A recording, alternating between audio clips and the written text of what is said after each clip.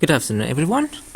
Right, so I just thought to make this video, hoping that it will help you with the SAC that we have on Tuesday. Okay, so let's talk about uncertainties in experiments. Okay, so we're going to need to remember how to identify the uncertainties and then how to do the calculations with these uncertainties. Right, so the first thing we're going to talk about is absolute uncertainties. Okay, and we're going to talk about what's the difference between an analog device and a digital device. Okay, so first up, for analog equipment, the thing is you can't always tell exactly what the measurement is, and usually you have to sort of guess what it is, right? So the uncertainty would be plus minus the smallest division divided by 2. So for example, if you've got a ruler with the smallest division being 1 millimeters, then the uncertainty would be plus minus 0.5 millimeters. So that's 1 millimeters divided by 2 give you 0.5 millimeters. If you've got a graduated cylinder, so those of you who are doing chemistry, you probably know what a graduated cylinder would be. So it's used to measure liquid. Okay, and a graduated cylinder with smallest division of 1 mil will give you an uncertainty of plus minus 0.5 milliliters. So again, 1 mil divided by 2 is 0.5. And lastly, if you got a thermometer with the smallest division of 1 degree Celsius, you would have the uncertainty being plus minus 0.5 degrees Celsius. Next up is digital. So digital, we can be more accurate. So the uncertainty would just be the smallest division or the smallest decimal place that is shown on the device. Okay, so the mass balance that we have at school here, they can measure up to 0.1 gram. So the uncertainty would be plus minus 0.1 gram. For a voltmeter, that can measure up to 0.01 volts. The uncertainty is plus minus 0.01 volts.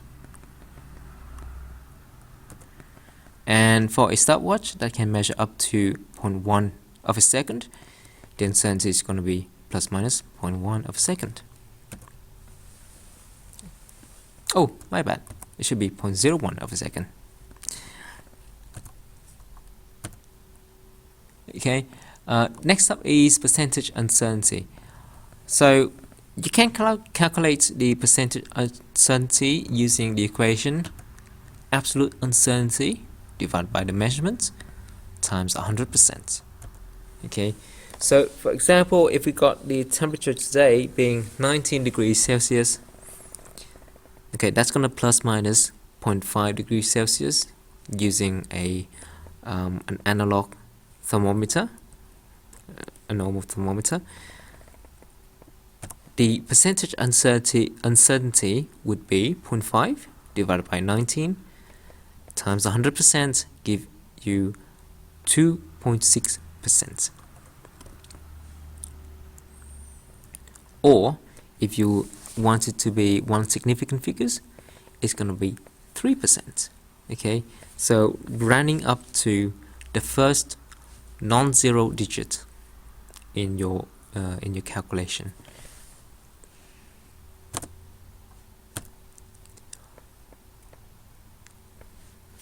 Next up, what we need to do is we need to talk about what's going to happen when you've got 2 or more measurements and you have to do some calculation with those measurements. Okay, and if that calculation involves adding or subtracting the measurements. Then what you do next is to calculate the total uncertainties. You would add up all of the absolute uncertainties. Okay, so for example, if you got two masses, one of them being 102.4 grams plus minus 0.1 gram, and the other being 99.8 gram plus minus 0.1 gram, and you add them together, that's going to give you 202.2 grams plus minus 0.2 grams. On the other hand, if you have to multiply or divide the measurements, okay, then the total uncertainties, you would have to get the sum of the percentage uncertainties. That means that you add all the percentage uncertainties together. Okay, so giving you an example, if you got a box, okay, and the length of the box is 300 millimeters plus minus 0.5 millimeters, and the width is 200 millimeters plus minus 0.5 millimeters, that's gonna have an area of, so to calculate area, you would do the length times the width. So in this case, it's going to be 300 times 200. It will give you 60,000 millimeters square. Okay, and to get the total uncertainty, you would calculate the percentage uncertainties first. So for the length is 0.5 divided by 300 times 100%, give you 0.2%. And for the width, 0.5 divided by 200 times 100%, giving you 0.3%. And to calculate total uncertainties, you add all of those percentage together. So that's going to give you 0.2 plus 0.3%, give you 0.5%. And if you want to convert it back into absolute uncertainty, what you do is you take the percentage, multiply by the measurement. So in this case, it's going to be the area. So we got 0.5% times 60,000. That will give you 300 millimeters square. Okay, so the box has an area of 60,000 millimeters square plus minus 300 millimeters square. So that's 60,000 millimeters square, give or take 300 millimeters square. Okay, that's what it means by the plus and minus. So just to recap what we've done so far, if you have got some calculation that involves adding and subtracting measurements, then you need to add up the absolute uncertainties. If you've got calculations that involve multiplying and dividing measurements, then you need to add up the percentage uncertainties. Okay, so a lot of people mix up between the two, so you need to be careful with that one. All right. Okay, now we're going to do some questions that related to what we're doing in physics at the moment. So the first question we have has to do with specific heat capacity. So I'll read out the question. A student wanted to measure the specific heat capacity of water by heating a known amount of water in a calorimeter. She measured 100 ml of water using a graduated cylinder. She put the water into an uninsulated calorimeter and heated it up using an average current of 1.55 amps and a voltage of 3.60 volts. The current and the voltage were measured using a digital multimeter. accurate up to 0.01 amp and 0.01 volt respectively. After 5 minutes on the stopwatch, the temperature was observed to increase by 4 degrees Celsius. Estimate the absolute and the percentage uncertainty involved in the specific heat capacity experiment. So the first thing I need you to do is to underline or highlight all the key informations that we have. Okay, so one of them is 100 ml of water. So 100 ml of water, that's going to be equal to 100 grams of water. That's the amount of water that we're going to use in our calculation. Okay, and she measured using a graduated cylinder. So remember, graduated cylinder, the smallest division is 1 ml, 1 gram. Okay, the next one is the current 1.55 amps and voltage 3.60 volts. We're using a digital multimeter. Okay, the uncertainty of the current is 0.01 amp, uncertainty of voltage 0.01 volt. Okay, so this one easy, digital. So, and they give you the uncertainty as well. The time there, 5 minutes. Now in physics we deal with seconds, not minutes, so you need to change this into seconds. So 5 minutes is going to be 300 seconds. And she used a stopwatch to measure that. It doesn't say what kind of stopwatch it is, so we kind of have to make an assumption that it's just going to be a normal school stopwatch. Okay, so a digital one. And normally the stopwatch would have it can measure up to 0.01 of a second. So that's another assumption that we need to make. Okay, because we've got no other information here.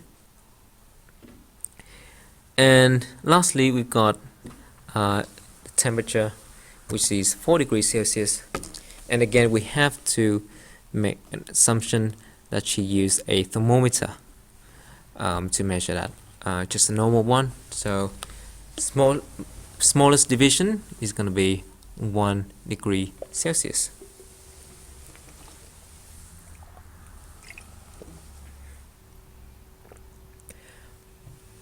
Now to do the so in this experiment we calculated the specific heat capacity of water, and to do that we need a couple of equations. Okay, now the first thing we need to do, we need to know how much energy she used to heat up the water. Okay, and to do that we use the equation Q, so that's heat. So heat Q is equal to voltage V times current I times time T. Okay, and the heat is also equal to heat Q equal to mass M times heat capacity C times the change in temperature delta T. If we rearrange the second equation there to get the heat capacity, we would get heat Q divided by mass M times by the change in temperature delta T. Okay, so we can see here we've got multiplication and division in the equation. So we need to add the percentage uncertainties together. Okay, so what I would recommend you do is set up a table like this. okay, and write down all of the information that we've got. So we've got the mass, the voltage, current, time, and change in temperature. The mass is 100 mil, so that's going to be 100 gram. Okay. The voltage is 3.6 volts. The current is 1.55 amps. Time is 5 minutes, which is equal to 300 seconds. The change in temperature is 4 degrees Celsius. The absolute uncertainties for the mass is plus minus 0.5 grams. So that's because the smallest division of a graduated cylinder is 1 mil or 1 gram, and it's an analog device, so you divide it by 2. Okay. Before we move on, I need to clarify another thing. Okay, so in physics, for the mass, we usually deal with kilograms, not grams. However, when you calculate uncertainties, you can use grams, and the reason for that is because we got the measurements in gram and the uncertainty in grams as well.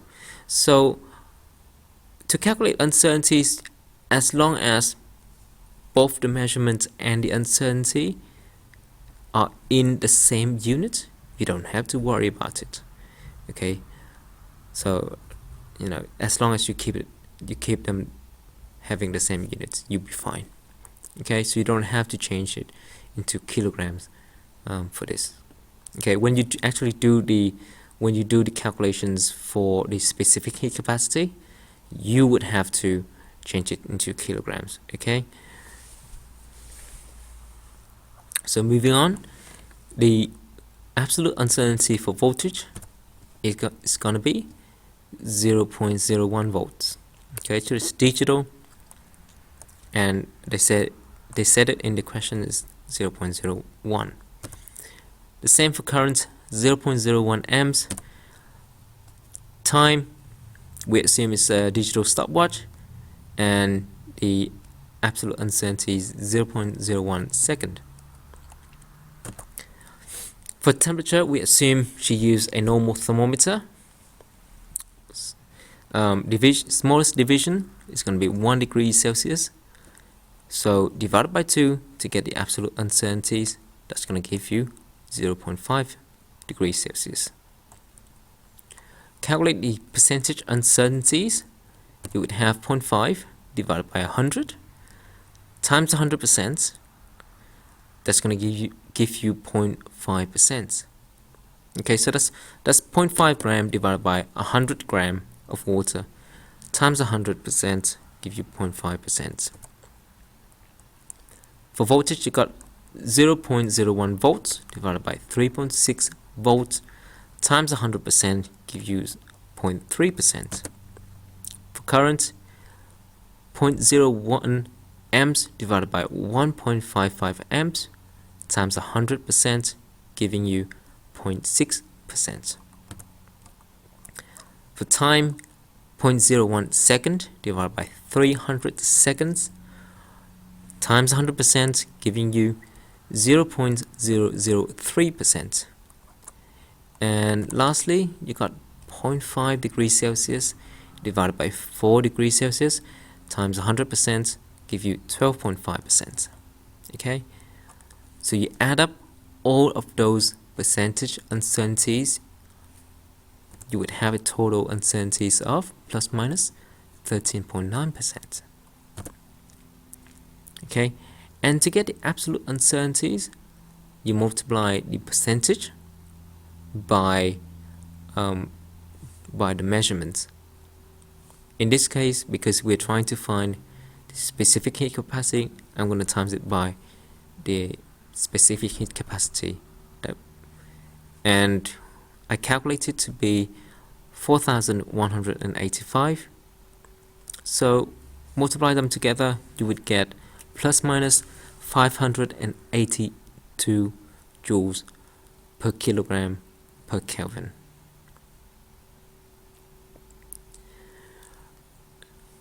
Okay, now you're probably going to ask me, up to what kind of decimal place should we have?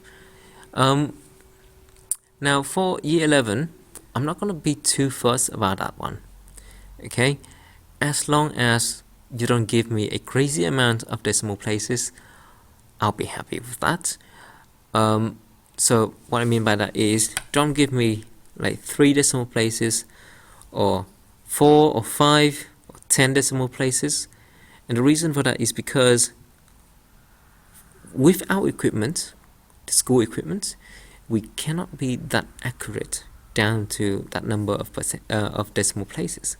Okay, so as long as you give me 1 decimal place or 2 decimal places, that's fine.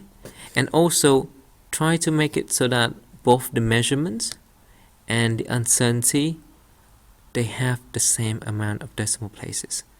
Okay, so if you have it in whole number, then have them both in whole number. If you want 1 decimal place, have them both up to 1 decimal place. If you want 2 decimal places, have them both up to 2 decimal places. Okay, that's all I ask from you. Now I do have one last question, and it has to do with the thermal equilibrium experiment. Okay, so the question says 2 samples of water were mixed together. One water sample that was 300 ml with a temperature of 18 degrees Celsius was combined with another sample that was 200 ml with a temperature of 81 degrees Celsius. Both samples were measured using a graduated cylinder and an analog thermometer. Estimates the absolute and the percentage uncertainty involved in the thermal equilibrium.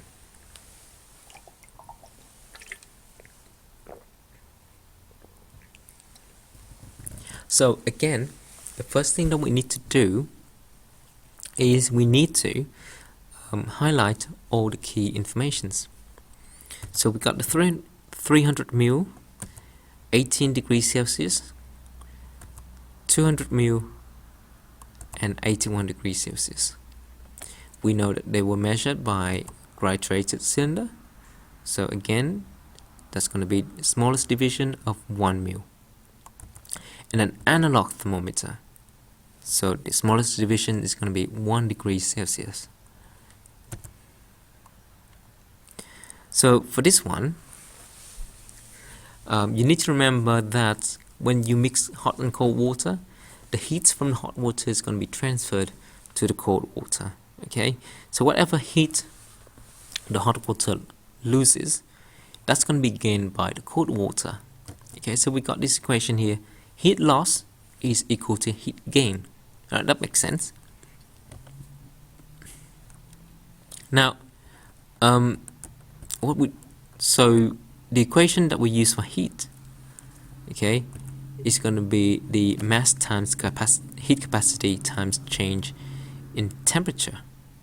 Okay, so if we substitute that in, we're going to have mass of the hot water times by the heat capacity of water times by change in temperature of the hot water equal to minus. The minus is there to say that, you know, they're opposite. So one is heat loss and one is heat gain. Okay, they're just opposite of each other. So minus mass of the cold water times by the heat capacity of water times by the change in temperature of the cold water.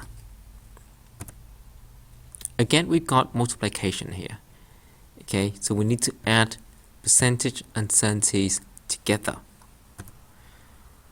If we expand the change in the temperature further, we're going to have this final temperature minus the initial temperature. Okay, so this is going to be a long equation, and you need to be careful when you work with it. Okay, but I'm sure that it's not going to be too hard for you. Remember also that you can cancel out the heat capacity of water on both sides of the equation, because that's going to be the same. They're going to be the same thing. You can cancel them. Okay, so that's gonna shorten the equation a little bit for you, and then you just have to first substitute in all of the number, and then expand the brackets. Okay, and then just do some algebra to solve for the final temperature. Okay, now some of you may ask, sir, you got the minus sign there, so that we've got subtraction. So, well, do we still add the percentage uncertainties? Now for that, I would say, at our level, we just gonna add the percentage uncertainties. Okay, so when you get high up into like university, yes, you would have to take into account that you got a minus sign there. Okay, but for now, just just forget about it. You've got the the second equation there. It's just multiplication, so we're just gonna add the percentage uncertainties. Okay, so again, we are going to make a table. Okay, you probably want to make the table because it does give you a nice layout. It's going to make it really clear for you, and yeah, I mean, you don't have to, but for me, I like making tables. Okay, all right,